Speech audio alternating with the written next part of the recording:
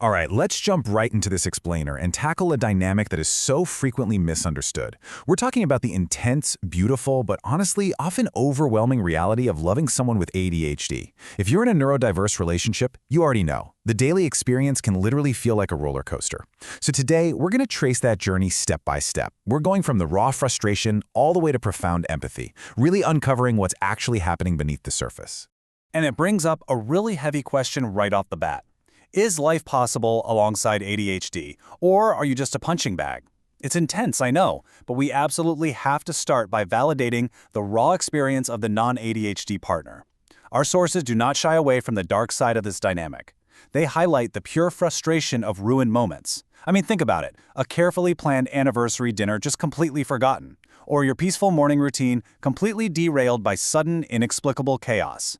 It creates this painfully isolating feeling of being used, of constantly adapting without having a real voice for your own emotions. And before we can even begin to understand the ADHD brain, we have to acknowledge that heavy toll. Because it often feels like a one-way street of just giving, and getting pure chaos in return. So, let's look at the breaking point, specifically those highly visible behaviors that push us there. When we talk about hitting that breaking point, we're confronting things like forgotten tasks, sudden outbursts, being chronically late, the things that push relationships to their absolute limits. And there's this quote from our sources that makes one thing incredibly clear. ADHD doesn't mean you get to hurt someone and then just point out your brain like it's a receipt. Understanding the intent doesn't invalidate the non-ADHD partner's pain. Impact absolutely still matters. Having a neurodivergent brain is never, ever a free pass for bad behavior. If your partner snaps at you or forgets something crucial, the pain you feel is 100% real. The action happened, accountability is required. But where this gets really fascinating is when we look at the critical difference between the impact of those actions and the actual intent behind them. Which brings us to impact versus intent, and how we can start building what we call the empathy bridge. Now we can really start to dig below the surface.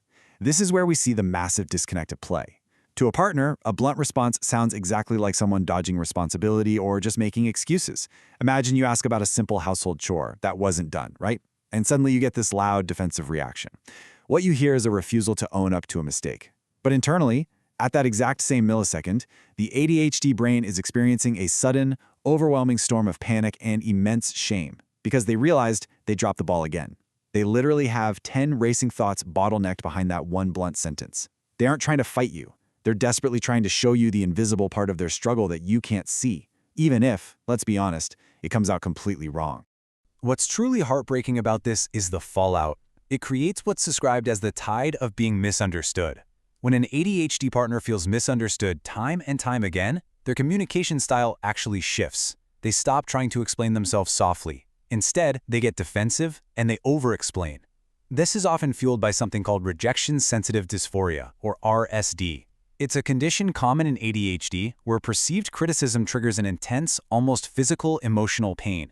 And because of this RSD, they overcompensate. To the partner, this sounds exactly like anger. But the reality, it isn't anger born from not caring. It's the desperate result of trying so incredibly hard to be seen, especially when they are already putting a massive amount of effort into just not being a burden. Okay, moving on to the hidden exhaustion. This is literally a daily marathon.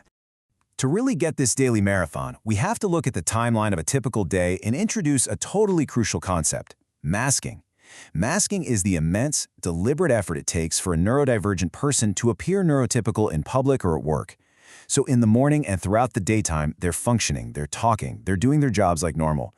But underneath all of that, they are expending massive amounts of energy regulating a chaotic brain just to fit in. They're constantly suppressing their natural impulses to get through the workday. So what happens? Well, by the time evening rolls around, the immense effort of that masking finally catches up. It leads to severe mental overload and a sudden, complete shutdown the second they walk through the front door.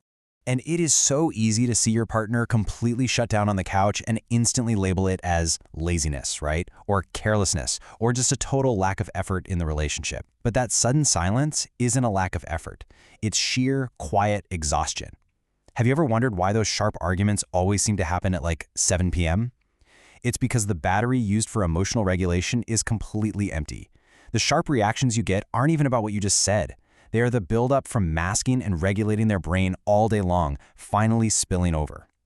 They are literally out of the fuel required to process even one more piece of information. And as we peel back these layers, we hit something incredibly profound, a totally different kind of grief. As our understanding deepens, we uncover a profoundly painful and really rarely discussed aspect of this condition. Because this isn't grief from losing a loved one. The ADHD partner is often grieving the life they think they should have had. They're mourning career opportunities they believe got wasted, friendships that just faded away because they forgot to text back, and those exhausting years spent wondering, why can't I just be like everyone else? For an adult who's newly diagnosed with ADHD, realizing that their lifelong struggles weren't moral failings but actually a neurological difference, it brings a super heavy sense of unlived life. It's heartbreaking. They often look back, and instead of seeing the massive hurdles they actually survived, they only see everything they feel they got wrong. They're mourning the version of themselves they think they could have been if their brain just worked a little differently. But wait, beneath the exhaustion, the miscommunications, and the heavy grief lies something absolutely incredible. The ADHD brain does not do anything halfway. When it finds something worth caring about, a passion, a project, a person, it gives everything. This is where we see the flip side of the condition, hyperfocus. And when applied to love and relationships, hyperfocus becomes an absolute superpower. Underneath the daily struggles is a fundamental truth about how deeply, completely, and fiercely an ADHD brain loves. They literally cannot help it. Sure, their attention might wander. They might forget where they put their keys for the 5th time today. But when they are all in on you, they are all in. So I'm going to leave you with this thought. Does getting these answers just bring relief, or does it kind of reveal how much time we spent blaming each other for things we simply couldn't see? Understanding the invisible mechanics of ADHD, the panic, the exhaustion, the masking, the grief, it doesn't just relieve our daily frustration. It fundamentally forces us to reevaluate the years we spent trapped in a cycle of blame, often blaming ourselves and our partners for things we just didn't understand yet. But with this knowledge, we can finally stop fighting the symptoms and actually start supporting the person. I really hope this explainer has given you a new lens to view these complex, fiercely loving relationships. Thanks for learning with me, and I'll catch you on the next one.